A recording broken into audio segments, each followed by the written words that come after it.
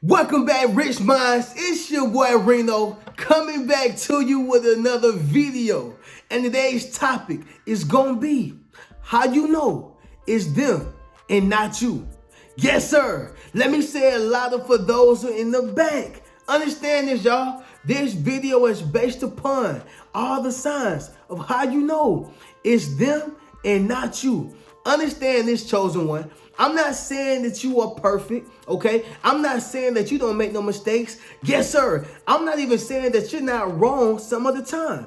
But what I am saying is, coming from a chosen one to another chosen one, sometimes you need to understand and know when it's not you, right? I've been in situations where people have literally done things to me, okay? And I've either let it slide or allowed them to do it over and over to where it's like, okay, clearly I'm not the problem here, right? And so I just want to give you all the signs so you don't have to go through what I went through. After you watching this video, you will never be the same. Yes, sir. So with that being said, y'all already know how we do. Y'all make sure y'all leave a thumbs up on this video if any one of these signs resonate with you. Yes, sir. As well as subscribe to the channel, all right? And not only that, but make sure you drop in the comments and say it's them, not me. All right. So with that being said, y'all, we're going to get into the first sign. And so the first sign is going to be this, y'all. You are willing to compromise. Okay. Let me say that one louder for the people in the back. I had to slow it down for that, y'all. Understand this. You are willing to compromise. That is what a lot of people are not willing to do. Right? It's either my way or the highway. Okay? It's my way or the highway. I don't care how tall you is, how big you is. I don't care how much food you give me, how much money you give me. It's my way or the highway. And see, you can't be around people like that. Yes, sir. Let alone be in a relationship. Okay? And don't even think about the marriage. Because, again, y'all, the key to a relationship, key to a marriage, the key to any type of bondage is being able to compromise. Because, see, it's called a relationship. And guess what, y'all? I'm not talking about only romantically. Friendships are relationships too.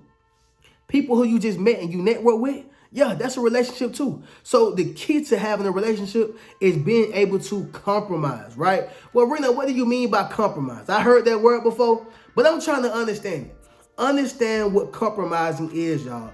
Compromising is basically saying, you know what? I can set myself aside so we can come up with some type of agreement that benefits the both of us. Man, I'm good with these definitions. But anyway, y'all, compromising is simply saying, you know what? I want to make an agreement, okay? But it's not going to be in favor of me. It's not going to be in favor of you. It's going to be in favor of us, okay? And if you are willing to compromise, if you are willing to, set yourself aside so it could benefit for y'all's greater good. When I say y'all, I'm talking about both of y'all greater good, not just, oh yeah, it's all in my favor. I get what I get, I do what I do, and I want what I want, I need what I need. No, we ain't talking about that. I'm talking about if the agreement that y'all came up with benefits you and the other person, right? You're doing this consistently, not a one-time thing, but consistently, chosen one. It's not you, it's them. And unfortunately, you gotta let them go. Right? Or you're going to have that conversation, cut them off, distance yourself, or, make it clear, plain, right? Clear and plain that, hey, look, man, I ain't rocking with this. And we got to make some, we got to make some shape. We got to make some change. It got to be a change, right? And so that's what I'm saying to you, y'all. If you are the one that's compromising, you find yourself being the only one that's compromising. And if you have that and they're not doing that, okay, or reciprocating that energy at minimum, then guess what? It's not you. It's them. That's a hard pill to swallow, chosen one, but it is what it is, all right? The second sign of how you know it's them and not you, it's going to be this, chosen one. You are good at communication, right? You have effective communication, okay? Let me say that one more time. You have effective communication, okay? So, Reno, what do you mean by that? I'm not saying that you got to be the best communicator in the world. I ain't saying you got to be the one spelling bees. I ain't saying that you got to, know English, Spanish, French. I ain't saying none of that. But what I am saying is you have effective communication, meaning you understand how to communicate a situation out, chosen one. You understand that. Everybody don't have that skill. Let me make that clear. And maybe your partner or the person who you are in a relationship with don't have that. And if they don't have that and want to have that, then fine. But if they don't have that and don't want to have that, then you got yourself a problem. You got yourself a real big problem. All right? A person who don't communicate or don't want to communicate, you got yourself a problem. Imagine trying to run a business with no communication. Okay? Imagine trying to run a business with no communication. Do you know how much chaos it'll be? Do you know how much, misunderstandings and how many arguments it'll be inside that business? Listen, in anything that you do, anything you're trying to run, especially anything that you want to have successful, you're going to have some type of communication. I don't care if it's baby mama, baby daddy, drama. You're going to have some communication right there. That just is what it is. You got to have communication in order for anything to be successful in life. That's with anything, okay? And if you have effective communication, you don't mind communicating, and you don't mind, saying, you know what, let's see if we can talk this out. Let's see if we can, make these things right or make whatever going on right, okay? By having a conversation and communicating. If that's you have effective communication, and they don't, or they're not even trying to reciprocate that energy at minimum, chosen one. It's them, and it's not you, okay? If y'all picking up what I'm putting down, drop in the comments and say, it's them, it's not me, all right? Make sure you drop in the comments and say it's them, and it's not me, okay? So the third sign of how you know it's them and not you is going to be this, chosen one. You're nice even when they're mean to you, okay? You are nice even when they're mean to you. So what does that mean, Reno? Understand this. You have a pure heart, all right? You have a pure heart. And so let me elaborate on having a pure heart, because a lot of times in this wicked system of things, in this wicked world, they take advantage of people with pure hearts, all right? They take advantage of people who actually give a damn, right? They take advantage of the good, okay? Sometimes, I hate to say it, y'all, but the good guy or the good girl finish last, right? But guess what? What's going to always happen is you reap what you sow. Yes, sir. Somebody drop in the comments and say you reap what you sow. So guess what? If they do you wrong, they cause harm unto you. Y'all remember the video God Don't Play About You. So if they doing that, guess what? They going to reap what they sow, and karma going to always fall back on them. But temporarily, we're going to have to suffer a little bit, especially if we are doing all that we can to keep a pure heart, remain humble, all right? And when I say humble, I don't mean allow a person to run you over. I ain't saying that, but I'm saying just being modest, being humble, right? Being an approachable person, being a person, that's not braggadocious, boasting, just a terrible person to be around, right? Know who you are, know your value, but if you are remaining pure at all times, guess what? You're going to always get your blessing, all right? Drop in the comments and say, I'm going to get my blessing. Yes, sir. Make sure you drop in the comments and say, I'm going to get my blessing, but getting to the point, sticking to the script, is this right here. If you are being nice, right, while they're still being mean to you, you keeping that pure heart, that is a clear indication that it's not you, it's them. When I was working at the airport, y'all, I had met this older lady, right? She put me on a little game. You know what I'm saying? I'm going through some problems with my marriage at this time. And she had put me up on some game, y'all. And what she said this, y'all. She said, Reno, at the airport, they called me Rich. I don't want to lie to y'all. Gotta keep everything right. So she said, Rich, I tell you this. You be nice to your wife. And you do everything that you're supposed to do as a husband. And if she's still acting a certain way, then she got to do some self-checking, my friend. Because it's her, it's not you. And so I use that tactic, y'all, in a lot of things that I do. I use that tactic in everything I do. I come into a situation with a pure heart. I come into a situation being nice, not an overly nice person, because being too nice is bad too. Being too nice to get you taken advantage of. All right, can't be too nice, but you want to be nice enough to where a person says they are approachable, they're not being mean to me, they are someone who I can do business with, or I mean, they're being genuine, right? Nice enough to show that you're genuine. If you're doing that and they still acting the way they acting, guess what, my friend? It's not you, it is them. And so you want to keep that tactic in mind. If you coming in a situation with your pure heart and they're still acting that particular way, you just gonna have to understand that it's them and it's not you. It's not arrogant, it's not cocky. But sometimes you gotta have a self-check. And once you self-check yourself and realize that, nah, this ain't me, it's them, you either have to walk away from them, right? Or you're gonna have to, say, hey, look, if you want this to work, if you want this relationship to keep going, this marriage to keep going, this friendship, whatever ship is on, if you want this to keep going, you're gonna have to straighten up, sis. You're gonna have to straighten up, baby. Right? You're gonna have to let them know, or else they're gonna keep doing it and it's gonna be breaking you down. Right? You're gonna be running yourself in circle, like feeling like, man, what am I doing wrong?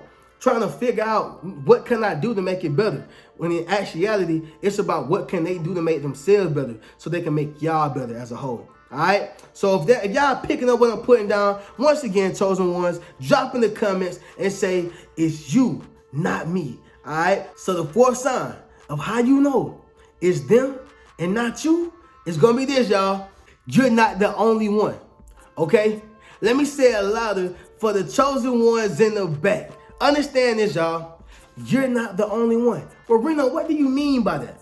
Let me say this, chosen one. When a person have a track record of doing the same exact thing over and over and over again, chances are this is what they do. And so anything they do to you, this is what they true to it, right? Y'all probably heard the saying, you new to it, I'm true to it. If you heard that saying before, then you know exactly what I mean, y'all. See, listen, you are new to the relationship, but they true to what they do in that relationship. You new to that marriage, but they true to what they do in their marriage. So you got to pay attention to what a person do before they got with you, right? If they're not looking for change, then they're going to bring that same person into the picture, that same person into the relationship, that same person into the marriage. Well, Reno, what you saying? You're not the only one that they do the things that they do too. You're not the only one that they do the things that they do too. You ain't the only one. Listen, y'all, whenever you go to court, the first thing that judge looking at is your criminal history. Reno, how you know? Because I had a loved one in the system, and that's the first thing that they looked at, right? They gonna look at your criminal history. Why? Because they want to see how often do they do this? Is this like an everyday thing? Do they always do this? Like, who are they as an individual? Okay, and if they have a track record of being a criminal, then more than likely they're gonna go ahead and give them, the maximum of what they can give them on whatever fix they have, right? But if they check your record, your criminal history, and you ain't did nothing, right? At most you got a misdemeanor, okay? You probably don't even got a misdemeanor. You got a speeding ticket. They're gonna be like, okay, this person probably not a troublemaker, right? They're probably not a troublemaker. Maybe they was in the wrong situation, wrong place at the wrong time. But we're gonna give you the benefit of the doubt. But see, you can't give a person the benefit of the doubt if they keep doing this over and over and over again. They did it in their last marriage. They did it in their last friendship. They did it in their last relationship. And then here you go. You think they're going to treat you any better. They ain't going to treat you no better. Yes, sir. If they do it to them, they'll do it to you. Okay? Somebody drop in the comments and say, if you do it to them, you will do it to me. All right? And so you got to understand that and actually internalize that when it comes to dealing with certain people, especially when they've shown you that you're not the only one that they've done it to. Okay? Pay attention to that track record. All right? Pay attention to that track record. Okay? And so the fifth one, y'all, the last sign of how you know that is them and not you is going to be this, chosen one. You are forgiving.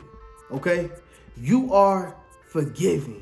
Now, I know some people say God forgives, but I don't. I get it, y'all. I understand we're human, and that's what we say with our humanly minds, our humanly thoughts. We are in flesh, as I always say. I get that. But realize this, y'all. Sometimes you have to be forgiven. A lot of times, right? You have to be forgiven, okay? It says in the scripture, we have to love thy neighbor. I know nobody don't want to hear that. I get it. But what I'm saying is, y'all, if you're going to truly say that, listen, it's not me, It's them. If you're going to pass that blame on somebody, you got to make sure that you've done everything that you possibly can do. You got to make sure that you done tried. I'm talking about from sun up to sundown. You got to make sure that you tried so you can say, you know what? Hey, it's not me. I throw my hands up. I've forgiven them. I've forgiven them. Prime example, y'all, when it comes to my father, I'm not trying to, make his name seem bad. I'm just only going to tell the truth, right? Because I'll say this, and I said to his face, I love him, I care for him, but at the end of the day, I will never neglect my feelings and neglect what was actually done. I won't turn a blind eye to what he actually done, right? And so I'll say this, y'all, without getting into a deeper, a deep conclusion about this. Let me just say this, y'all. With my father, y'all, I forgave him. Reno, forgave him for what? I forgave him for not really being in my life like that. I can't remember the last time he threw a football with me. I can't remember the last time, he came to a football game. He probably came to a football game like once, maybe twice. Maybe twice. And I played football from kindergarten all the way up to 11th, 12th grade. 2 times. Maybe twice. I'm probably giving him one. I only remember actually one game, but I'm giving him one, okay? But what I'm saying is this right here. I forgave him. When he came home from prison, I forgave him. My mom said, do you want to keep the child support on him or do you want to take it off? And I said, Mom, we're going to take it off. I'm becoming a grown man. I want to really build this relationship with my dad. I forgive him. Let's take it off. We take the child support off because he had a warrant. He was actually going to go back to prison or jail if he didn't, pay the child support because he had back pay. Told my mama, take it off, Mom. She took the child support off. This fool does the same thing. He does the same thing, man. Like, same thing. Of course, over time, it took for him to go all the way back to who he was initially. But, slowly but surely, it was just like, less and less, not doing as much, right? Mind you, he didn't come to none of my graduations. And granted, the first one, yes, he was incarcerated. The second one, which was my college graduation, he wasn't there. And so I say that to say this, y'all. You still have to be forgiven. I forgave him, but it was still something inside of him that said, even though he forgiven me, I don't deserve to be in his life. And so what I'm going to do is I'm going to sabotage our relationship by still not being in his life. And so as a human being, yeah, you're like, dang, man, I forgave you, Pops. Because you got some kids, right, like 50 Cent's son or there's so many other kids, man, who hate their parents, right? Who they just despise their parents. And their parents do all that they can for them, right? Now, granted, my father ain't really done nothing for me, but I still wanted a relationship with him. I was forgiving.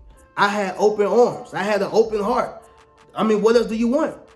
But when a person is thinking of something in their head or when something is inside of them that they quite haven't let go of or that they feel like they don't be deserving, they're not deserving of being a part of, then what's going to happen is they will sabotage it, right? And I truly believe deeply inside of me that he sabotaged our relationship. And so without going into a long rant, I was forgiving of him. I was forgiving. Like, I forgive you, Pops.